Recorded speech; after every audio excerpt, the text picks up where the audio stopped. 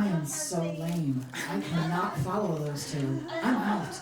But a whole other perspective as a parent. So, please.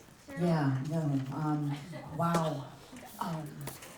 I've got like 4 seconds worth in comparison. This is just, it was overwhelming, and thank you guys for being so vulnerable and open, and you're amazing human beings, and I'm in awe of your strength, and, okay, now there I go again. Okay, I got this. All right, so my name is Sandi Stasko. I was kind of born and raised a few miles inland from here. I had the normal religious upbringing with a little tiny twist in that I was born and raised Catholic, went to a Catholic elementary school, which I'll get back to in just a second, and then in Coopersville, Yelp. So my elementary school, I graduated with in a class of 7. It was giant. And when you graduate elementary school, there was no Catholic middle school. So my dad had, he was already labeled kind of heathen because he had transformed. He had changed from Christianity to Catholicism to marry my mother when she was pregnant with me. So yeah. So he was already bad, but he kind of said, well, why don't we send Sandi to the school that I went to for middle school, which was Allendale Christian. So here I am, Catholic kid, going to a Christian middle school, and I could have been purple, and I would have blended in better. It was bizarre. And then I made some friends after a little bit, and one of my best friends was the daughter of the gentleman that went to my father's home when he married my mother and told him he was going to hell because he married a Catholic and changed to Catholicism. So that was interesting. Those were some fun play dates. Let me just tell you. But anyhow, let me back it up. I'm sorry, I forgot I am the heterosexual, cisgendered, white female, privileged person, and she, her, hers are the pronouns. So I don't have that personal life experience, but I can tell you I've experienced some going through life.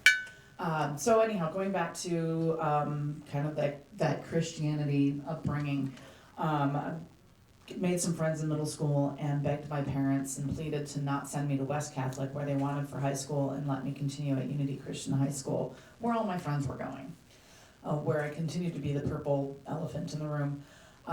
Because in the religious classes, Sandi, so why do Catholics worship Mary? I'm like, wow. Yup, I check out. Bye. I was the good kid though. Because I was kind of singled out like that, I didn't feel like I wanted to blend in so much. I was, as you can tell, I'm not necessarily the blending person. I don't necessarily care what other people think. So from a very young age, I kind of bucked the system a little bit. I was accepted into the cool kid group, and I told them off. I'm like, I don't really want anything to do with you guys. You guys are not so nice. Peace out. So that gave me a little bit more of a black sheep type of a thing. But it also gave me the opportunity to hang out with a lot of the drama kids and a lot of the not cool kids who were a heck of a lot cooler than the cool kids. We had a lot of fun.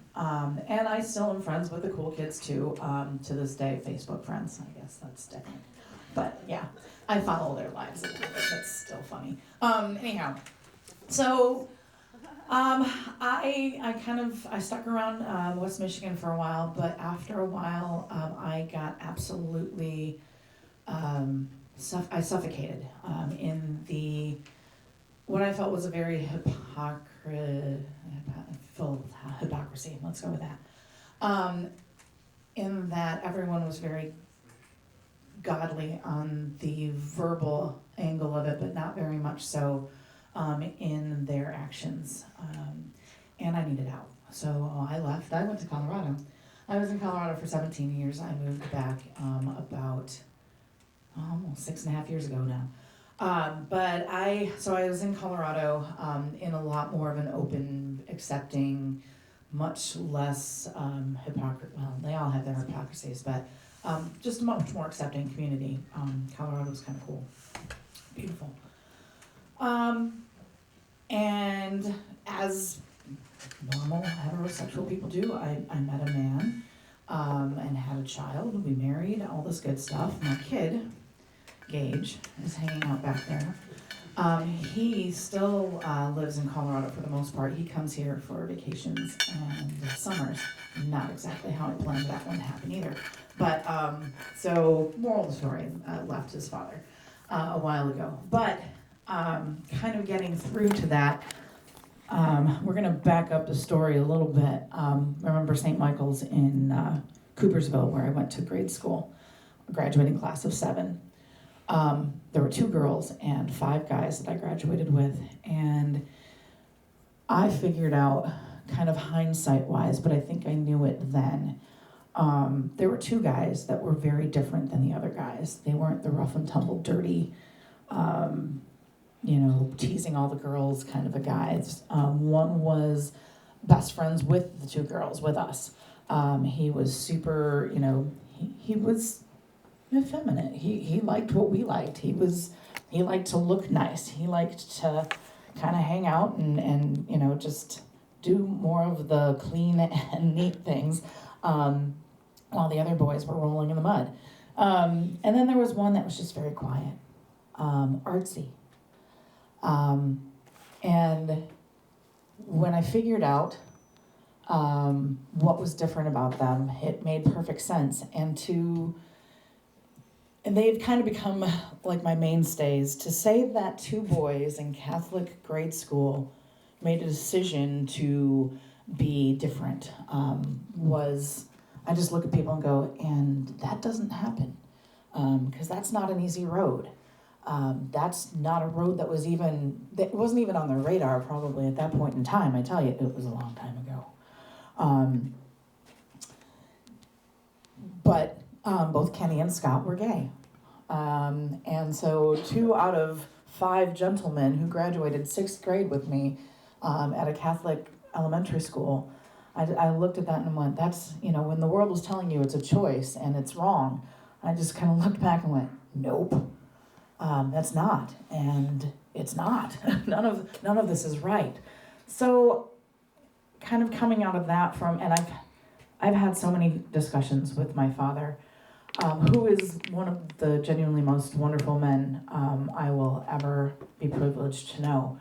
But he's also old school, and he's grown so much, and he'll have more growth coming probably fairly soon. In Barbara doing a press release for this, put me in touch with the person who was doing it, and I had to edit the press release a little bit. My parents are avid newspaper and media readers, so I said, we need to make this a little bit more nondescript. Gage has not come out to my parents yet.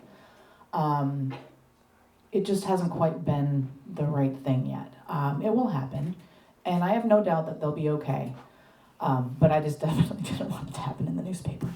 That wasn't fair to him. So,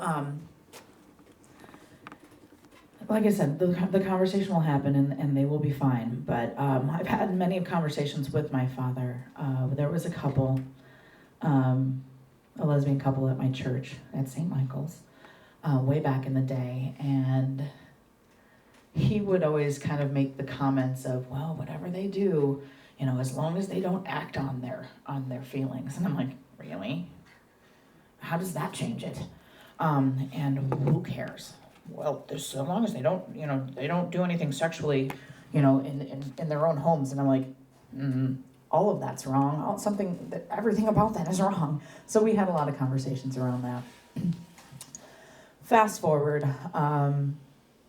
into life as a mother.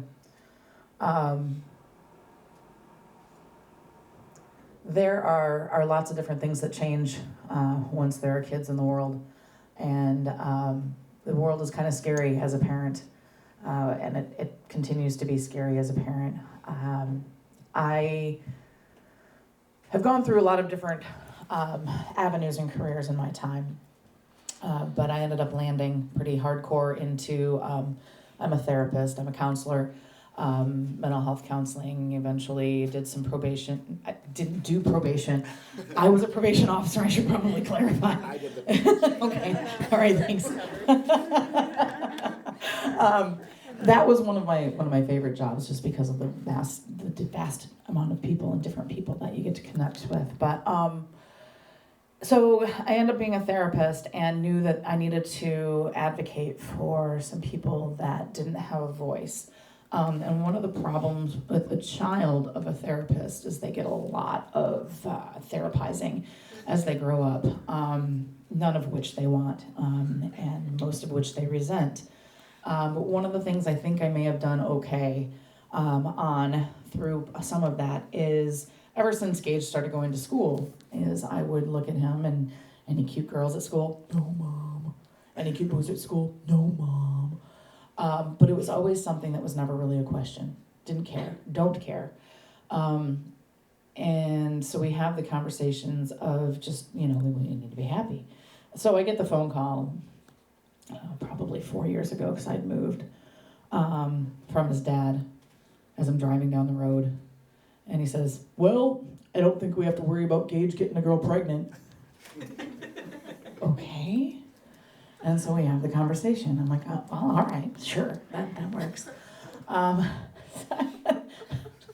You have to know his dad. No, you don't. You don't really have to know. That's about all you need to know, and that sums it all up. Sorry. But yeah, so that's kind of where that comes from, and it wasn't really even in a bump in our road. It just was, okay, well, we'll go that way then, no big deal. And I still ask him to this day. I think I reversed the order. Any cute boys? Who's on your radar? Any cute girls? Whatever. I still don't care. All I want is for him to be happy in life.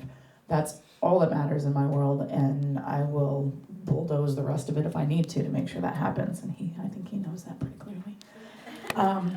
As he sits back, he's going to crawl under the table about a second from now. And he's regretting, Mom, I want to go see you. Okay, come on. And so then I had to go, do you mind if I talk about you? Because you're going to be in the room. Yeah, and I'm yelling at myself. This is making me crazy. Having myself in the back of my head. I'm okay. So then kind of going into my other role within the LGBTQ